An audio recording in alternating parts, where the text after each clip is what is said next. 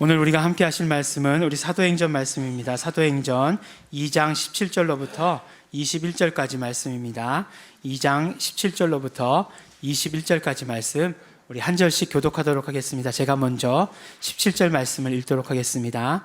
하나님이 가라사대 말세에 내가 내 영으로 모든 육체에게 부어주리니 너희의 자녀들은 예언할 것이요 너희의 젊은이들은 환상을 보고 너희의 늙은이들은 꿈을 꾸리라. 내가 내 영으로 내 남종과 여종들에게 부어주리니 저희가 예언할 것이요 또 내가 위로 하늘에서는 기사와 아래로 땅에서는 징조를 베풀리니 곧 피와 불과 연기로다. 주의 크고 영화로운 날이 이르기 전에 해가 변하여 어두워지고 달이 변하여 피가 되리라. 우리 함께 봉독하시겠습니다. 누구든지 주의 이름을 부르는 자는 구원을 얻으리라 하였느니라. 아멘. 오늘 말씀을 보면 오늘 말씀 우리가 읽은 말씀 그 전에 그리고 그 후를 보면은 바로 예수님께서 약속하신 성령님께서 임하시는 그런 모습과 더불어서 그 예수님께서 약속하신 성령님께서 임하셨을 때에 제자들이 이제 나가서 담대하게 복음을 전하는 그런 모습을 그리고 있습니다. 오늘도 바로 베드로의 설교라고 하는 물론 베드로만 그렇게 선 것이 아니라 모든 제자들이 함께 서서 말씀을 선포했던 그 말씀 가운데 한 부분입니다. 그런데 참 지난주에도 지지난주에도 우리가 말씀을 통해서 보았지만 성령님께서 오신다라고 하시는 것은 예수님께서 말씀하셨고 또 구약에서도 이미 예언되어 있었던 그런 말씀이라고 하는 것입니다. 바로 오늘 말씀에 베드로 사도가 인용한 것처럼 요엘 선지자를 통해서 하나님께서 또 성령을 보내실 것이다 라고 말씀을 해 주셨습니다. 이 베드로의 설교가 바로 요엘 선지자의 말씀을 그대로 인용한 것입니다. 바로 요엘 선지자의 말씀 가운데 성령님이 너희에게 임하실 것이다 라고 하는 이 말씀이 있기 때문에 그렇습니다. 근데 그 약속은 무엇이냐? 바로 마지막 날에 내 영을 모든 사람에게 부어주겠다라고 하시는 그런 약속의 말씀인 것을 볼 수 있습니다. 마지막 날에 나는 내 영을 모든 사람에게 부어주겠다.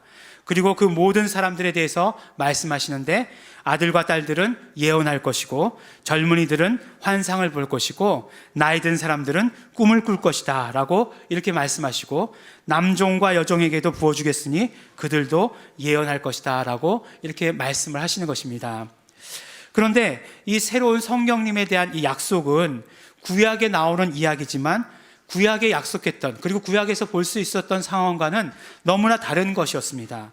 무슨 말씀이냐면 구약에서 하나님의 영이 임하시는 경우는 아주 특별한 경우를 제외하고는 그런 일이 잘 없었다는 것이에요. 특별한 경우, 특별한 사건, 특별한 장소, 특별한 사람들에게만 하나님의 영이 임했다라고 하는 것입니다.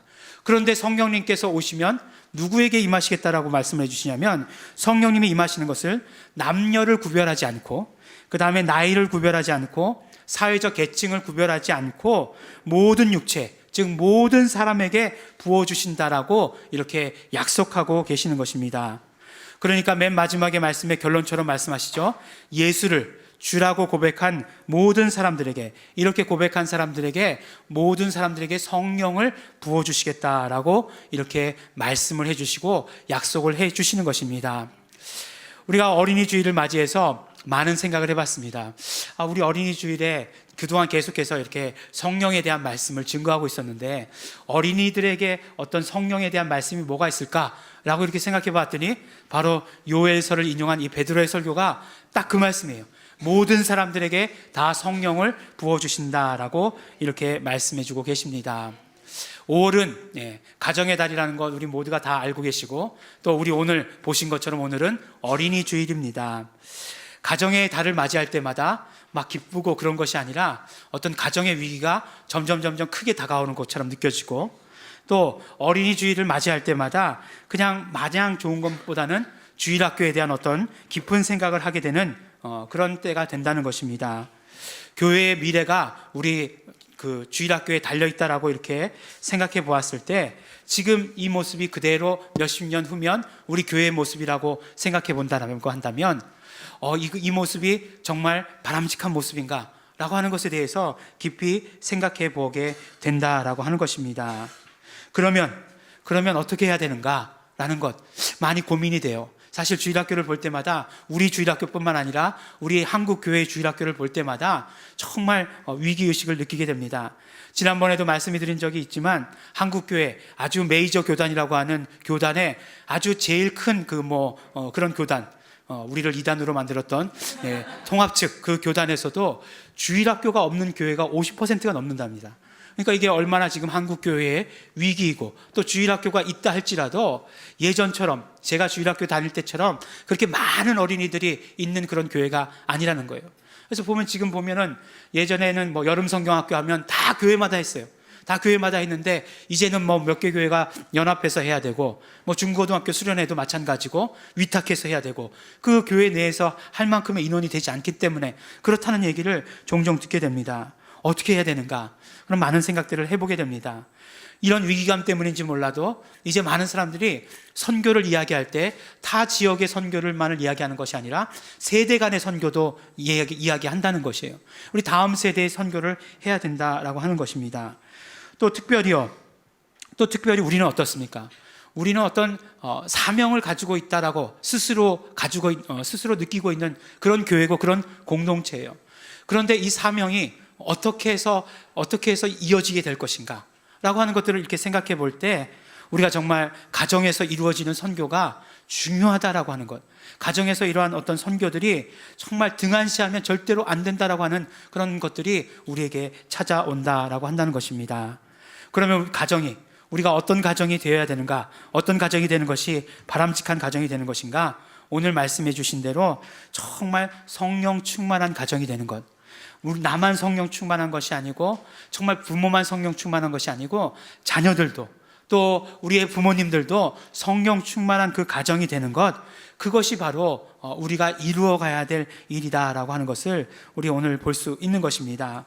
정말 요엘 선지자를 통해서 정말 자녀들에게 말씀하셨던 것처럼, 그리고 또 나이 든 사람들에게 말씀하셨던 것처럼, 남자와 여자에게 말씀하셨던 것처럼, 그런 어떤 성령님의 역사하심이 우리 가정 가운데, 온 가정 가운데 있어야 하는 것을 우리가 알 수 있는 것입니다. 그러면 성령 충만한 가정이 되어야 하는데, 성령 충만한 가정이 되기 위해서는 어떻게 해야 하는가 하는 것입니다. 첫 번째로, 성령 충만한 가정이 되기 위해서는 우리 자녀들에게 예수 이름을 전해야 합니다. 말씀드렸던 대로 성령님의 임하심은 나이의 차별이 없다라고 말씀해 주고 계시는 것이에요. 이 말씀은 또 더 거꾸로 이야기하면, 우리가 누구든지 예수 이름을 영접하기만 하면 성령님을 받게 된다, 성령님을 영접하게 된다라고 우리에게 말씀해 주시는 것입니다. 그렇기 때문에 우리가 우리의 자녀들에게 예수 이름을 말하고 전하고 함으로 말미암아 그들이 성령님을 영접하고 성령님께서 함께하고 계시는 것을 늘 삶 가운데 경험해야 하는 것입니다. 또한 마찬가지 이야기지만, 정말 우리의 자녀들로 하여금 내가 부모님의 자녀가 될 뿐만 아니라 하나님의 자녀인 것을 깨달도록 해야 하는 것입니다. 내가 정말 그냥 부모님의 소유물처럼 살아가는 것이 아니라 내가 정말 하나님의 자녀다. 바로 요한복음 1장 12절에 말씀하신 것처럼, 영접하는 자 곧 그 아들을 믿는 자에게는, 그 이름을 믿는 자에게는 하나님의 자녀가 되는 권세를 주셨으니 라고 말씀하셨던 것처럼, 그렇게 예수 이름을 믿을 때 하나님의 자녀가 되고, 내가 직접 하나님의 자녀가 되고 하나님의 자녀가 되는 그런 어떤 특권을, 권리를 경험하게 되는 것, 이것들을 우리가 부모가 알려주어야 한다는 것입니다. 그래서 정말 어떤 하나님의 자녀의 정체성, 하나님의 자녀로서 살아갈 수 있도록, 그냥 나의 어떤 부속물처럼 그렇게 살아가는 것이 아니라, 부모의 부속물처럼 살아가는 것이 아니라 하나님의 자녀로서의 정체성을 가지고 살아갈 수 있도록 그렇게 우리 자녀들에게 예수 이름을 알려주어야 하는 것입니다. 그러면 어떻게 그렇게 알려줄 수 있느냐? 그렇게 해라 100번 얘기해도 소용이 없습니다. 우리가 이미 또 다 알고 있는 이야기예요. 무엇이냐면 바로 부모가 그렇게 살아야 합니다. 부모가 예수 이름을 부르면서 살아야 되는 것이고, 예수 이름을 가진 하나님의 자녀로서의 특권을 누리면서 살아야 되는 것입니다. 그런 사는 모습을 자녀들에게 보여주면 자녀들은 자연스럽게 그것을 따라서 살아갈 수밖에 없다는 것입니다. 부모가 어려움을 만나고 정말 어떤 고통을 만났을 때 세상 사람들이 하는 것과 똑같은 방법으로 하면서 너는 예수 내 구주 불러라 이렇게 얘기한다라고 한다면 그게 통하지가 않는 것이죠. 예. 정말 우리 아이들을 보면은 정말 그 모습을 보면은 우리 부모의 신앙의 거울이라고 이야기할 수 있을 정도로 정말 그것을 아주 투명하게 하나도 거리낌 없이 반사해내는 것이죠. 그 텔레비전 프로그램 중에 우리 아이가 달라졌어요 하는 그런 프로그램이 있습니다. 꽤 오래 한 프로그램이기 때문에 다 아실 것이에요. 그것과 비슷한 프로그램으로 또 동물을 대상으로 한 프로그램도 있습니다. 뭐냐면 개과천선이라는 프로그램이 있어요. 그러니까 이게 개가 이제 행동이 엉망인 개가 있잖아요. 훈련 안 된 개들. 그 개의 행동을 치료하는 그런 프로그램. 근데 똑같아요. 포맷이 똑같아요. 아주. 우리 아이가 달라졌어요를 몇 번 봤어요. 몇 번 보다가 좀 보다가 여러 번 돌렸습니다. 신경질이 나가지고 아니 애가 저러도록 왜 부모가 저렇게 냅두는 거야? 막 이렇게 문제가 있는 어떤 행동에 특별한 행동에 문제가 있는 애들이 주인공이에요. 근데 보면 나중에 결론을 보면 뭐냐 하면 애가 달라지는 게 먼저가 아니라 부모가 달라지는 거예요. 그러니까 정확한 제목은 뭐죠? 우리 부모가 달라졌어요가 정확한 제목이에요. 그러면 부모가 달라지면 아이들의 행동이 정말 바뀌더라고요. 정말 바뀌어요. 개 얘기도 해서 좀 안 됐지만 그것도 주인이 어떻게 행동을 하느냐에 따라서 개가 행동이 바뀌더라고요.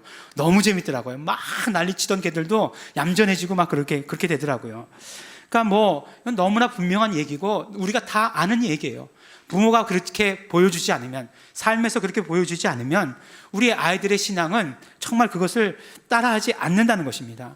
신앙교육이라고 하는 것은 거기다가 영적인 것까지 들어가는 건 아니겠어요? 영적인 것까지 포함되기 때문에 더욱더 그렇다고 하는 것을 우리는 알아야 되는 것입니다.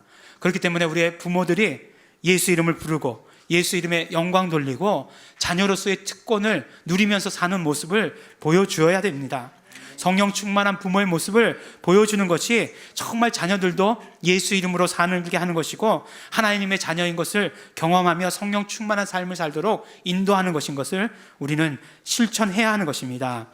정말 성령 충만한 가정이 되는 것, 우리 모두가 성령 충만할 수 있는 것은 자녀들에게 예수 이름을 알려줄 때 그 시작이 된다는 것을 우리가 반드시 기억해야 합니다. 두 번째로, 성령 충만한 가정은 성령님이 주시는 사명을 받아 가시는 가정이 성령 충만한 가정입니다. 오늘 말씀을 보면, 그 요엘서의 말씀을 보면 성령님을 영접한 사람들에게 어떤 독특한 사역을 주시는 것, 또 그 사역뿐만 아니라 독특한 어떤 성령님의 능력을 주시는 것을 볼 수가 있습니다. 보니까 아들과 딸들은 예언할 것이다 라고 말씀해요. 그리고 젊은이들은 환상을 볼 것이다 라고 말씀하고 계시고, 나이 든 사람들은 꿈을 꿀 것이다 라고 이렇게 말씀하고 계십니다. 오늘 말씀을 보니까 예전 개역 한글의 성경은 늙은이들은 꿈을 꾸리라 이렇게 써놨더라고요. 그래서 이거 이렇게 읽으면 별로 안 좋을 텐데, 이렇게 표준세 번역을 보니까 나이 든 사람들은 이렇게 써졌더라고요. 그래서 나이 든 사람들을 저는 택해 와서 설교를 하고 있습니다. 나이 든 사람들 어떻게 된다고요? 꿈을 꿀 것이다 라고 이렇게 말씀을 하고 계십니다. 물론 그것이 무엇인지 정확하게 아는 것도 중요하지만, 그러나 성령님께서 임하시면 이런 일들이 일어날 것이라는 것이에요. 우리 한 사람 한 사람들에게 이런 일들이 일어날 것이라는 것입니다. 그리고 성령님이 임하시면 우리 한 사람 한 사람들에게 어떤 권능을 주실 것이다라고 하는 것을 말씀해 주세요. 그러니까 성령 충만한 가정에게 하나님께서는 어떤 사명들을 분명하게 주실 것이다라고 말씀해 주고 계시는 것입니다. 물론 그 가정 가운데 똑같은 사명을 주셔서 한 사람 한 사람에게, 각 가정 구성원들에게 똑같은 일들을 하게 하시는 것은 아니라 할지라도, 그러나 그 가정 가운데 분명한 사명을 주시는 가정, 그 사명을 받아 갖는 가정이 성령 충만한 가정이다라고 이렇게 말씀할 수 있습니다. 많은 분들이 가정을 이야기할 때 가장 작은 교회의 단위다라고 이렇게 이야기합니다. 그러니까 교회의 가장 작은 단위가 가정이다라고 말씀을 합니다. 그러면 가장 그 교회의 기능 중에 가장 중요한 게 무엇이겠습니까? 교회의 기능 중에 제일 중요한 건 예배하고 그 다음에 복음을 전하는 것이 가장 중요한 일들일 거예요. 실제로 목회하실 때 개척을 가정에서 하시는 분들 많이 계십니다. 가정에서 예배드리기 시작하고, 그래서 이렇게 전도하고, 그래서 이제 예배할 곳을 마련하시고 하는 그런 교회들, 그리고 실제로 그렇게 해가지고 큰 교회를 이루신 분들도 많이 계십니다. 어쨌든지 간에 가정은 가장 작은 교회이기 때문에 예배하고 전도하는 그런 어떤 기본적인 사명이 있다라고 한다는 것입니다. 그런데 어떻습니까? 특별히 우리 교회는, 우리 공동체는 그러한 사명들이 더 분명한 그런 어떤 사명들이 있다는 것이에요. 근데 그 교회에 분명한 사명이 있는데 가정이 그 교회의 사명을 나눠 가지지 않는다라고 한다면 그 사명이 이루어질 수 있을까라고 하는 것이에요. 정말 그런 아무리 교회에 공동체에 큰 사명이 있다 할지라도 그 사명을 맡아가지는 가정들, 그런 어떤 사람들이 있어야 그 사명들을 이루어갈 수 있다는 것을 우리는 금방 알 수 있게 되는 것입니다. 그렇기 때문에 우리가 정말 성령 충만한 가정이라고 하는 것은 정말 성령님께서 주시는 사명을 받아가는 가정, 우리에게 있어서 성령님께서 주시는 사명은 무엇이다 라고 하는 것을 분명히 깨닫는 가정, 그런 가정이 성령 충만한 가정인 것을 우리에게 말씀해 주시고 계시는 것입니다. 마지막으로 성령 충만한 가정이 되기 위해서는 예배하는 가정이 되어야 됩니다. 조금 전에 말씀드린 대로 우리 정말 가정은 교회의 가장 작은 단위입니다. 그러므로 교회에서 이루어져야 되는 예배가 가정 가운데서 가장 먼저 이루어져야 하는 것입니다. 또한 오늘 말씀 가운데 누구든지 주의 이름을 부르는 자는 이라고 말씀하고 있어요. 누구든지 예수 이름을 부르는 자는, 그러므로 이렇게 말씀할 수 있는데 예수 이름을 부른다는 것 자체는 바로 예배를 말씀하는 것입니다.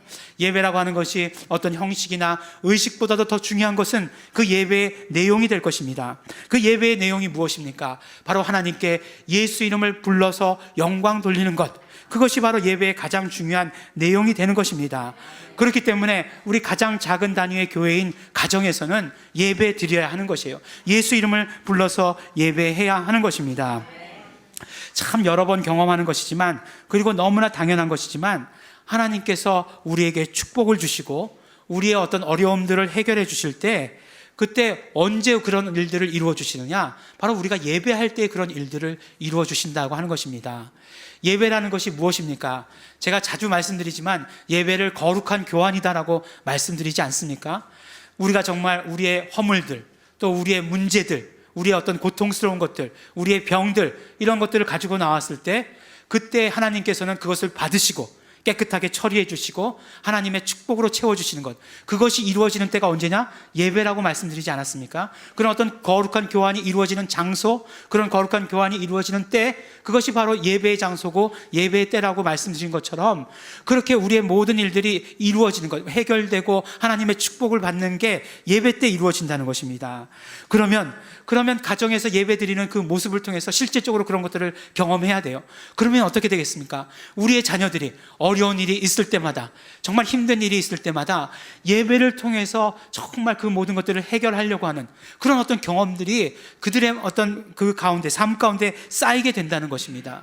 그러면 우리의 자녀들은 예배하지 말아라, 예배하지 말아라, 예배해라 뭐 이런 얘기를 할 필요가 없이 그들은 정말 예배하는 자들이 될 것이라고 하는 것입니다.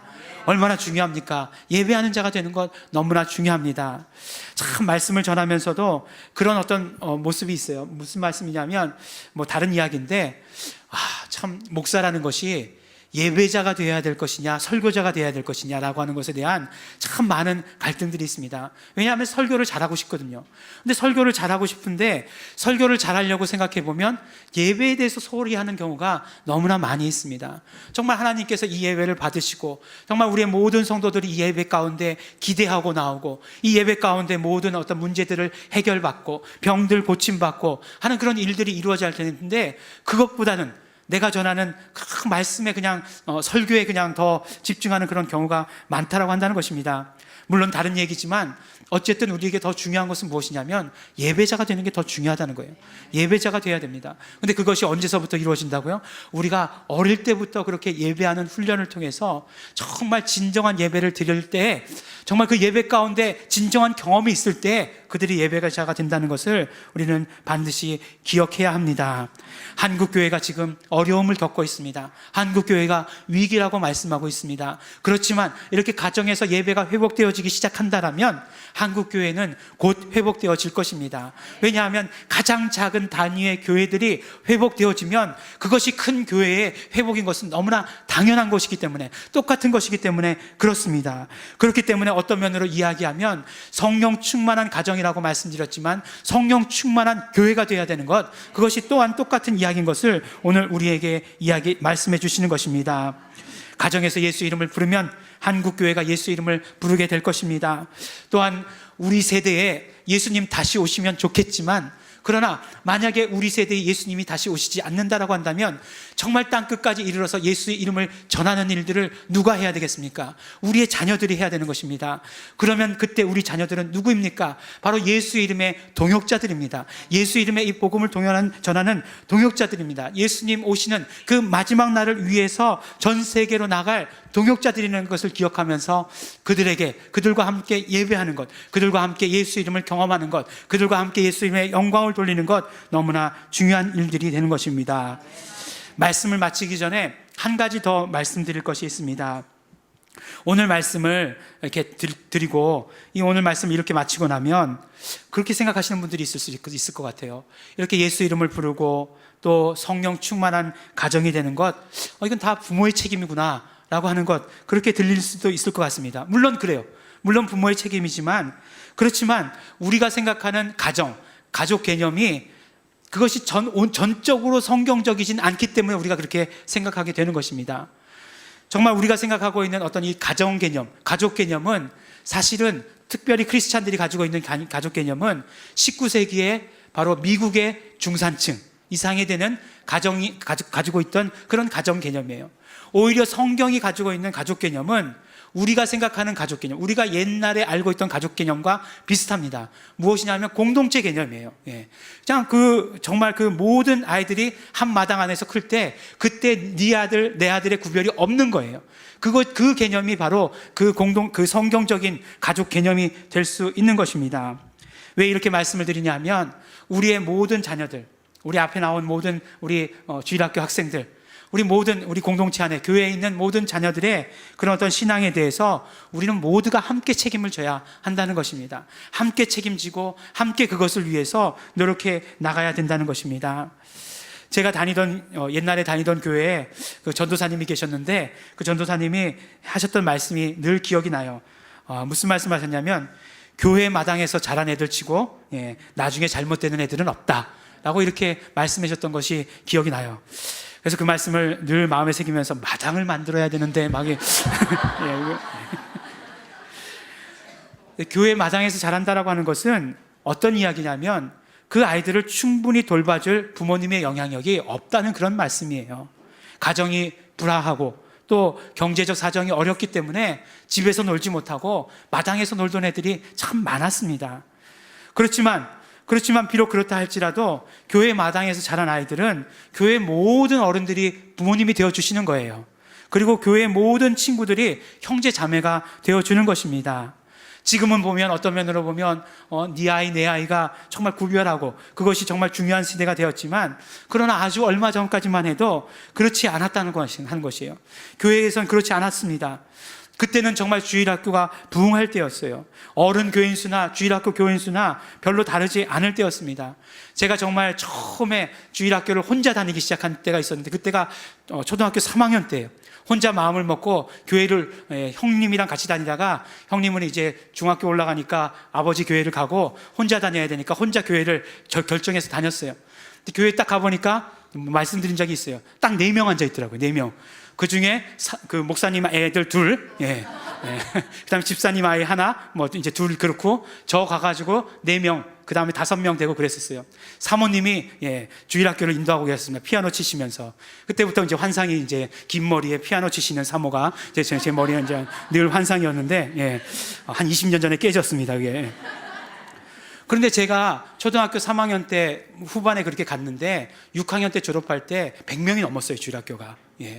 그러니까 그때 어떤 주일학교가 부흥을 경험했을 때에, 그렇게 다녔을 때의 사람의 그런 어떤 경험을 가진 사람하고 지금 정말 주일학교가 점점 쇠퇴할 때의 경험을 가진 사람하고 정말 너무나 다르다라고 하는 것이에요. 그렇지만 어떻게 됩니까? 이것들은 우리는 바꿔가야 되는 것이에요. 바꿔가야 되는 것입니다. 바꿔가야 될 책임이 있어요. 다시 정말 어떤 부흥으로 이끌어야 되는 어떤 책임이 우리에게 있는 것입니다. 그것을 어떻게 이루어가야 되냐? 우리가 바로 공동체라고 하는 그런 어떤 개념 하에서 더 구체적으로 이야기하면 우리가 교회라고 하는 그 안에서 그것을 이루어 가야 하는 것입니다. 교회 안에서 우리의 자녀들을 양육해야 되는 것이고, 내 자녀를 양육하듯이 우리 공동체 안에 있는 모든 자녀들을 바라보면서 양육해야 되는 책임이 우리 교회에 있는 것입니다. 그래서 조금 전에 말씀드린 대로 성령 충만한 가정이나 성령 충만한 교회나 다른 말이 아니라고 하는 것을 말씀드리는 것입니다. 오늘은 우리 어린이 주일입니다. 어린이 주일을 통해서 우리가 받아갖기를 원하는 하나님의 말씀은 우리의 자녀들과 우리 모두가 성령 충만해야 한다는 것입니다. 성령 충만한 가정이 되어야 하고 성령 충만한 교회가 되어야 한다는 것입니다. 그러기 위해서 우리 부모님들이 노력해야 될 것이 있습니다. 그것을 우리가 받아가지고 노력해야 하는 것입니다. 이것은 단지 어떤 한 가정의 문제가 아니라 우리 정말 우리 공동체의 문제인 것이고, 나아가서는 한국교회 전체의 문제가 된다는 것입니다. 또한 부모들뿐만 아니라 마지막에 말씀드린 것처럼 우리 교회 구성원 모두가 다 함께 노력해야 되는 것입니다. 왜냐하면 우리들의 자녀들은 정말 단순히 자녀가 아니라 우리의 사명을 함께 이끌어 나갈, 함께 이어나갈 동역자가 될 것이기 때문에 그렇습니다. 우리 사랑하는 우리 예일중앙교회 성도 여러분, 예수 이름의 축복과 예수 이름의 사명이 우리에게 있습니다. 이 사명과 이 축복을 이어나가야 될 책임이 또한 우리에게 있습니다. 예수 이름을 부름으로 말미암아 가정을 세워나가고, 그러므로 말미암아 온 가족이 성령 충만하고 또한 온 교회가 성령 충만한 교회가 되시기를 예수 이름으로 축원합니다. 우리 함께 기도하시겠습니다. 이 시간에 우리 기도하실 때 우리 감사하시면서 기도하시기 바라겠습니다. 우리에게 가정의 축복을 주신 것에 대해서 우리 감사하면서 우리 기도하게 되기를 원합니다. 또한 오늘 들은 말씀대로 우리가 정말 또 우리 가정이 성령 충만한 가정이 되기를 소원하면서 우리가 또한 기도하게 되기를 원합니다. 우리 가정이 성령 충만한 가정이 되게 하여 주시옵소서. 그뿐만 아니라 우리 정말 우리 교회가 성령 충만한 교회가 되기를 간절히 바라고 소원합니다. 우리 감사하시면서 소원하시면서 결단하시면서 통성으로 기도하시겠습니다.